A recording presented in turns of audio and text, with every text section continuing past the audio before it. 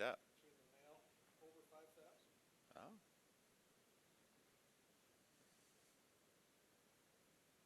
So where things are at, I'm pleased with that. Okay. Is it going to be that every week? Probably No. not. Well, it wasn't the week before, right? No.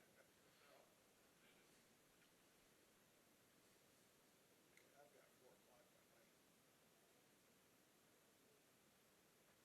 Should be going live shortly. I think it's going live at 4. He's seeing the lag.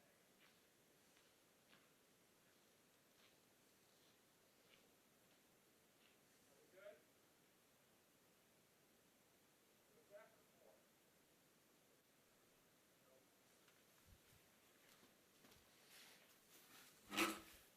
Hi, everybody. Welcome back for another edition of the daily video update for Monday, March the 30th. Just to give you a little preview about what's coming, we're going to be taking a look at another piece of my devotional series from Hebrews 12. Then I'll be giving you a worship song recommendation, as always, and then today, a book recommendation. And then I'm going to wrap it up with just a couple of final important information updates. I hope you stick around for that. Some stuff I think you'll want to know. So we've been talking from Hebrews chapter 12, and just to remember, and since it's been a few days since we were there, I think Thursday was the last day we were there, Hebrews chapter 12 verse 1 says this, and again, I know it's a familiar passage for many of you.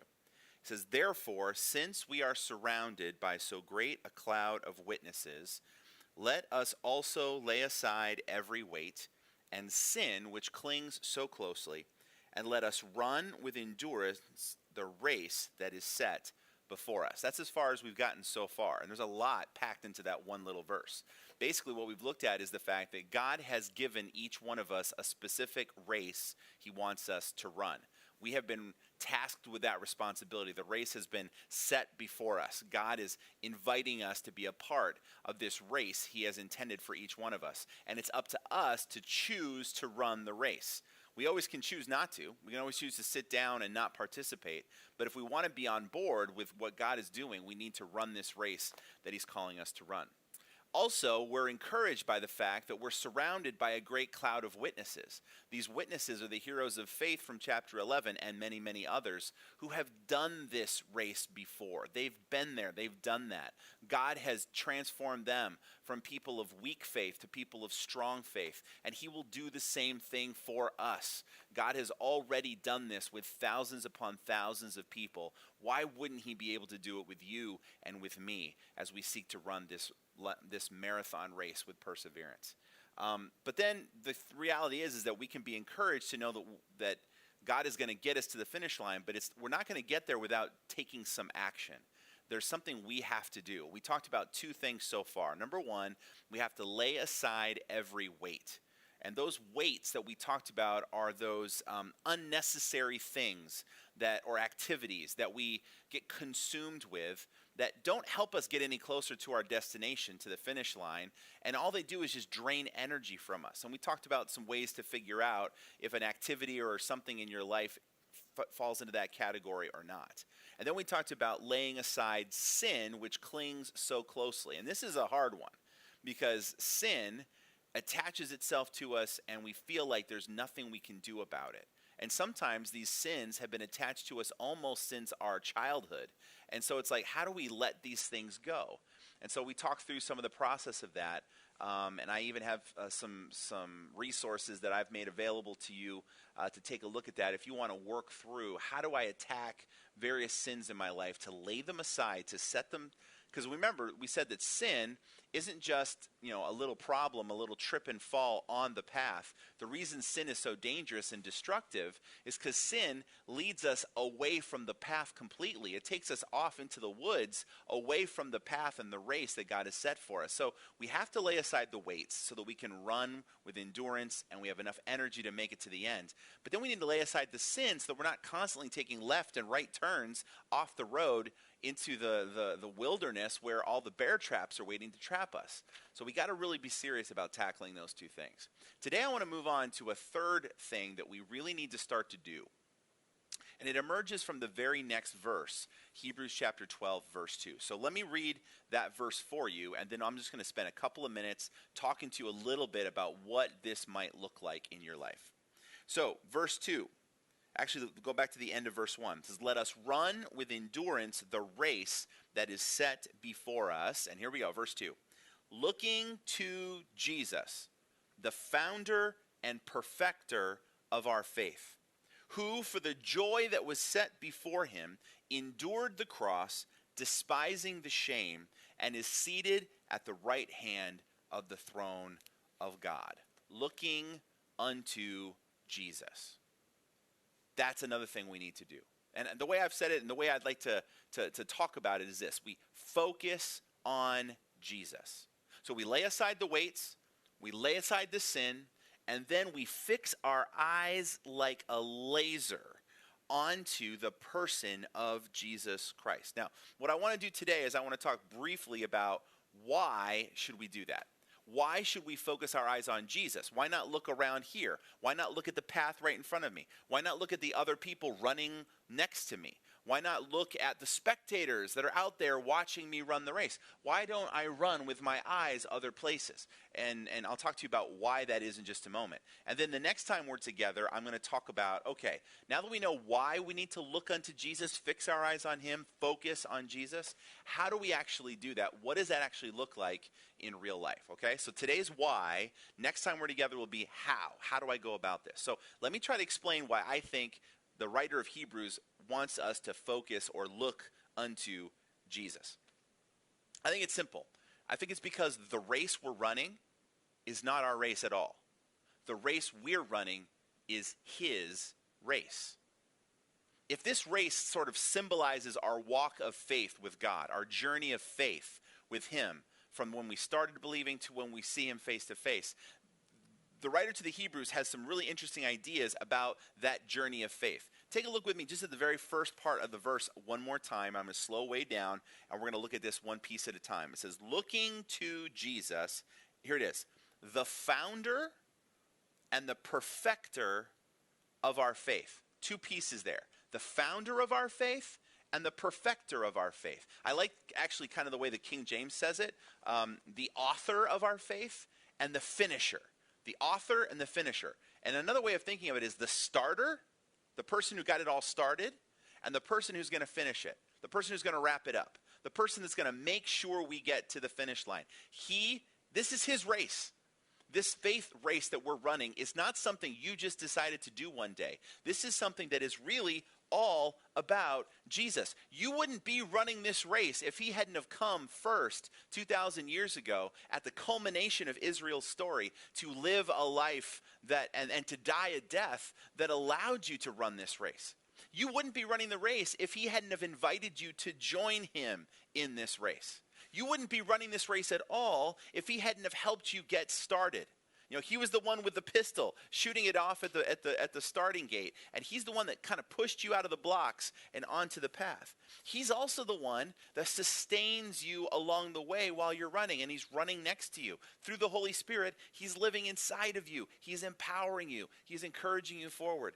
And also, he's the one that keeps you moving towards your goal. This race is all about Jesus. He's the author, the starter, the founder of our faith. In other words, if it wasn't for Jesus, you wouldn't have any faith at all. Or you wouldn't have anything to have faith in. He got this whole thing started. This race was his idea. So when we run this race, we're not just doing it to check something off of our list.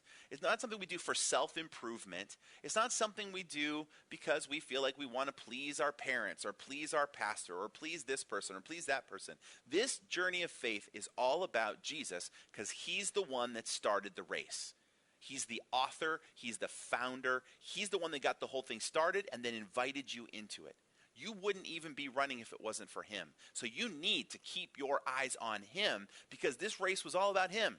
He started it. You wouldn't be on this race, if he hadn't have impersonally moved you and keeps you moving to go that way. But it's not just that he's the founder of our faith. That's awesome. That's a reason to focus and look at Jesus. But the second one, and I love the last part, is that he is the King James says, the finisher of our faith, or the writer, or the translation here that I'm looking at says the perfecter of our faith. I know I've talked to you guys about the word perfect in the New Testament, The word perfect in the New Testament doesn't mean sinless. It doesn't mean flawless, like you've never made a mistake. The perfect in the New Testament means you are at the end of a long process that has developed you into who you are. It's kind of like the full-grown version of yourself is to be perfect. To be at the end of the assembly line and you have a completed product, that is to be perfect. And so when he says he's the perfecter of our faith, that means he's the person that sees it through from the beginning, the founding. He sees it all the way through the process of development, all your ups and downs, your trips, your falls, your skin knees, all the victories, all the successes, all the times you abandoned, all the times you wandered off the road and he brought you back. He's the one that not only got you started on this race and started the race in general before you even showed up, but he is the one that is going to move you along the process, and he's going to be the one that gets you to the completion. So if life is about finishing, you will not finish if Jesus is not the person who helps you get there. And sure, you can have all the good intentions and willpower you can muster, but you'll fall short of the finish line because the sustainer of your faith and the finisher of your faith, the perfecter of your faith is Jesus himself. And so, yeah, we look to Jesus in the middle of this race because we wouldn't be on the race without him. So it's all about him. And we'll never finish without him. He's the one that's going to bring us along. He's the coach. And I know I used this illustration yesterday in church. He's the coach that's bringing you along, teaching you, working in you, challenging you, pushing you, growing you, forgiving you, all those things to get you to the finish line. The goal is to get to the finish line. And so, yeah, if you want to get there, lay aside the weights. They're going to get in your way. They're going to drain your energy. Lay aside the sin because you're going to spend half your time off the road, stepping into bear traps, pulling them out of your body, stopping the bleeding, and then limping back onto the... Just lay aside the sin. But then when you get on the path, find Jesus, look to him, focus on him, and we'll talk about what that looks like next time we're together. Because he's the one that invited you onto this race, and he's the one that's going to help you finish.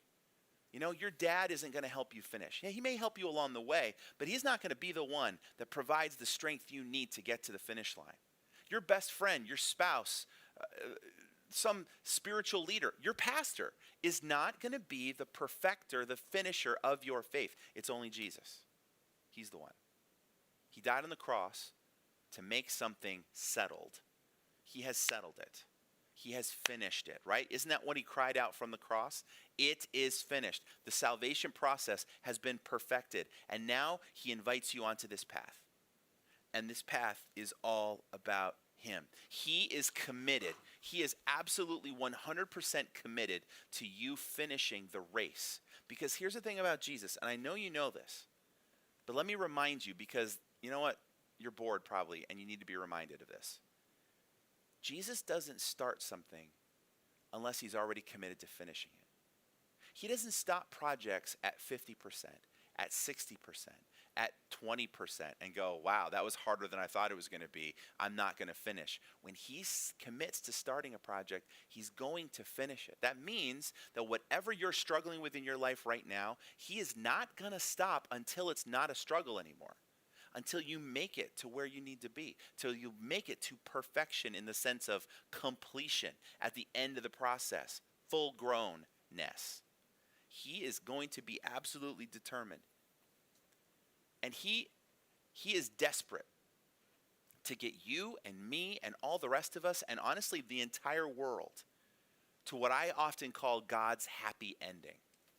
I think that's part of what it means to be the finisher of our faith, the perfecter of our faith too, is that Jesus isn't just desperate that you make it safely to heaven someday, although I'm sure that is very much on his mind just like it's on your mind.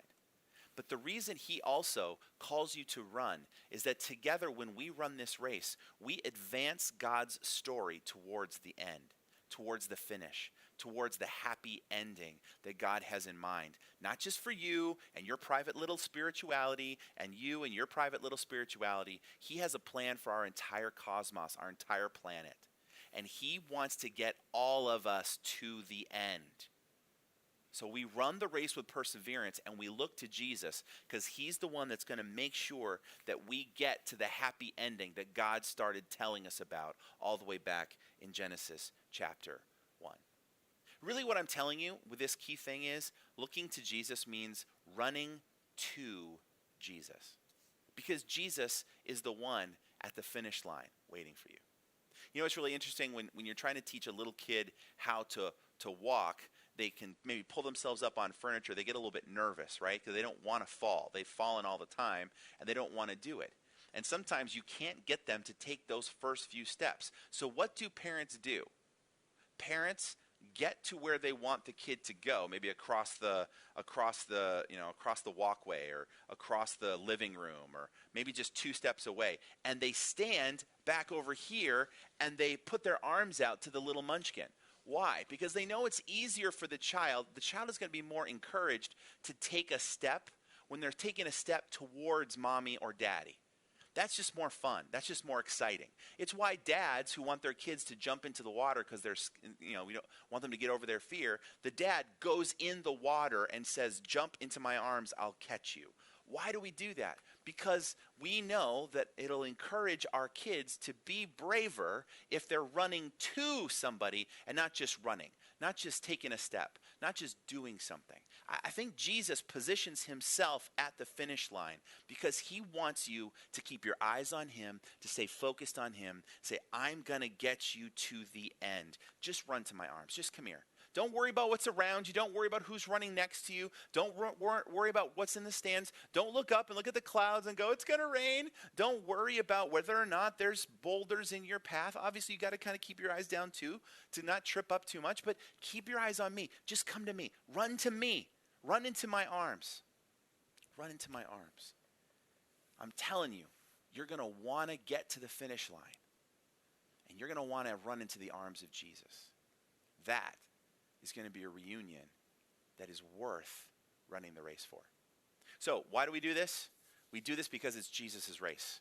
He started it, and he is going to finish it in your life. So while you're running, don't look around, don't look up, don't look down, look straight at Jesus. Now we'll talk next time we're together about what that actually looks like. Make sense? Hope so. If not, how are you going to tell me anyway? Put a comment and I'll try to fix it next time. Okay, so, excuse me, song recommendation. I discovered a song a few months ago when I was looking for another song, which is a really fun thing to do when you're on YouTube, is to look for worship songs and you discover other worship songs that they recommend and you just get all excited about it. I found one and it actually fits perfectly with our lesson today. And the name of the song is "We Turn Our Eyes." We Turn Our Eyes. And it's by, I don't know much about the singer. His name is Travis Cottrell. He's a worship leader. He does stuff with Worship Together, which is a kind of a worship group that produces music and stuff like that. And just a beautiful, I think it's an original song, really beautiful.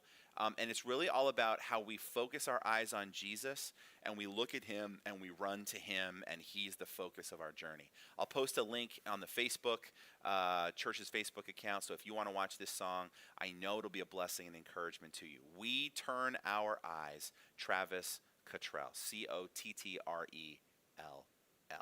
I want to give you a book recommendation too really quick. I haven't done this for a few days, and we're focusing on Jesus. We're preaching on Jesus in the weekend series, and there is a book that really was useful to me as I was wrestling with the humanity of Jesus.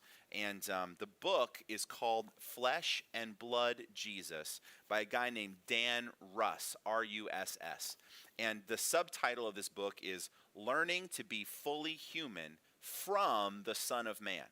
Now, you guys know that I've beat this drum maybe harder than a lot of people to say that Jesus was the most human person who ever lived.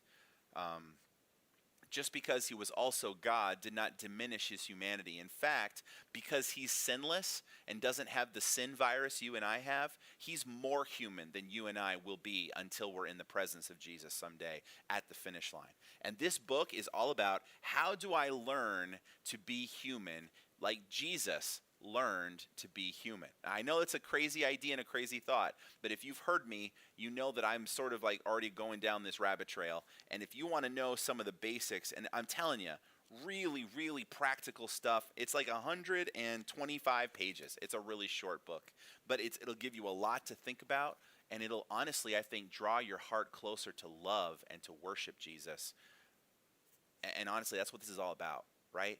It's about loving Jesus. It's about knowing him. It's about having true knowledge of him so that we can love him and then serve him. And I think this book, Flesh and Blood Jesus by Dan Russ, will really help you to do that. If you can't find it online, I will loan it out to people individually, but I will hunt you down if you don't give it back. I'm just joking. I probably won't, but I really, really want this book, so don't steal it. Never mind. Fine.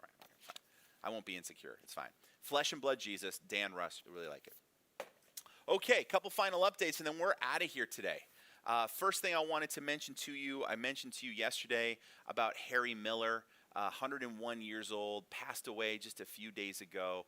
I've been on the phone with Dr. Crandall and their family, and they had a very small personal family gathering to remember Harry, and I believe they've been to the cemetery already and buried him there. But he wanted me to let everybody know that sometime in May or June, they're hoping, when this is all done and all the restrictions have been lifted, we're hoping to do a more formal, longer form memorial service here at church. So when we get out on the other side of this thing, I'll make sure you have all the information so that if you want to come and support the family and honor the life of truly a good man, Harry Miller, you can be here for that. So please stay tuned.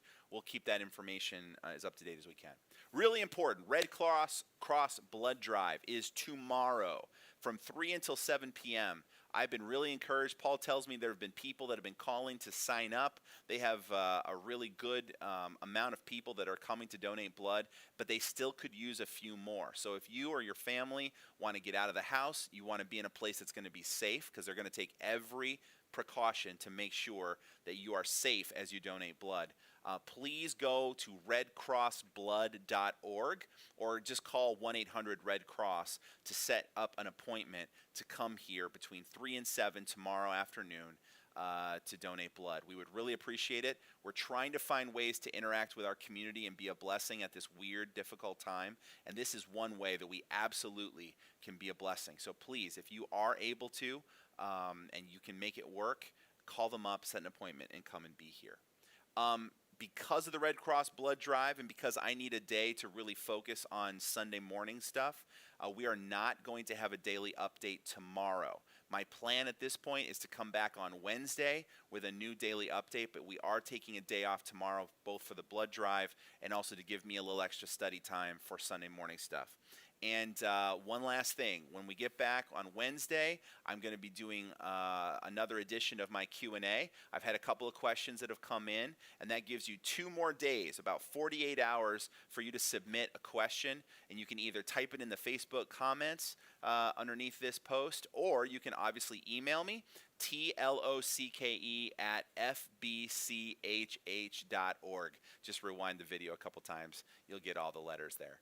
But I would love to hear from you. I would love to know what questions you have. And again, silly, simple questions that you can ask about me or my past or my life or my likes and dislikes are totally on board. Teens, if you're just curious about something you've wanted to know about me, or you want to know about anybody that you're just curious about people in general, I would love to answer those questions. And then there's been a couple of cool, kind of more serious biblical type questions people have asked me as well, and we'll try to tackle those on the next time we're together, which I think should be Wednesday. So I'm planning to see you guys Wednesday at 4. Before I get out of here, I want to pray with you and pray for you. And I also want to share kind of a little personal prayer request for the Locke family. It's not silly. It's kind of a big deal to us, but to a lot of people it may not be perceived as that big of a deal. Noah, my 4.5-year-old, loves Legos, and he swallowed one a few days ago. And I don't know if you know anything about Legos, but they do not dissolve inside of your stomach. And so our pediatricians want that to be, shall we say, expelled from the body. We're hoping that will happen in a very natural way over the next couple of days. And so we're actually asking our church family to pray that Noah expels this Lego piece very naturally from his body over the next couple of days, because frankly, and here's the serious part for us, we don't want to take him to the hospital, to a doctor's office we just don't want to take him out and expose him and then potentially other members of our family to any stuff that's swirling out there. So if you could pray that God resolves this situation for us so that we are able to avoid that, I would be so grateful. And know that I'm praying for you and for your families. And I've got a few people that are on my list that I try to keep in touch with every week. And our deacons and our other staff members have other people. And we hope that everybody's getting contacted. That's our plan. I love talking to you. If you have any prayer requests you want to funnel our way, use Facebook, use the church website. We would definitely love to know how we can pray for you. But let me just pray for you now, and then we'll wrap up our time together. Heavenly Father, I thank you so much for this chance again today to sit down here and talk a little bit about Hebrews 12. I pray, Father, that you'd help me on days like today when I'm honestly feeling a little bit on the low side of things. My energy is low. I'm just tired. I don't know if it was from yesterday or what it is. This whole thing is starting to get to me a little bit. But Lord, I just need to be able to look at Jesus. I just need to focus on him. He's the one that got me started on this journey, and he's going to be the one that helped me finish. And so I want to just keep my eyes right on him, and I just want to run straight into his arms. And I pray the same thing for all my brothers and sisters out there. I know that we're all called to run a specific race. Help us to run the race with perseverance and run straight into the arms of our Savior, Jesus Christ. We look forward to the day of your happy ending for the world when we can all live on a renewed earth under your guidance and leadership forever. We're so looking forward to that. Father, I pray that you would just give us patience to endure this little crisis we're going through, and then just to kind of keep running along in the marathon of life. Lord, pray for so many people out there. I think of all of our church members that are involved either with the healthcare industry, whether they're doctors or nurses, or they just are EMTs, and they're serving in a variety of ways to try to help people who are ill and sick at this difficult time. Would you just wrap your arms of protection around them? Father, would you put them in a bubble and pray that nothing would bother them? And I pray that they'd be able to serve others, help others get well, and please protect them. Please pray for our leaders, President Trump and his team, Governor Cuomo and his team. I pray, Father, that you would just help them to make wise decisions and help them to make the best possible outcomes for as many people as possible with this thing. And just, Lord, please bring this to an end as quickly as possible. We know that it's not going to take 5 minutes, but could you maybe just miraculously slow the rate of this thing and maybe even just eliminate it altogether? It's certainly not too hard for you. It's certainly a crisis you can resolve in a heartbeat. Please, Lord, just please start to bring this under control here and around the world. And I just pray for my brothers and sisters, you help their spirits to stay up, help them to trust you, help them to know you're always with them, help them to know we love them and we're praying for them. And I pray, God, that you would just quickly bring the day when we're all back together again, worshiping you with one voice together in the same location. And I ask all these things in Jesus' name. Amen. Thanks for spending this time with me. Looking forward to seeing you guys again on Wednesday. Don't forget the blood drive's tomorrow. Lord bless you. Bye-bye.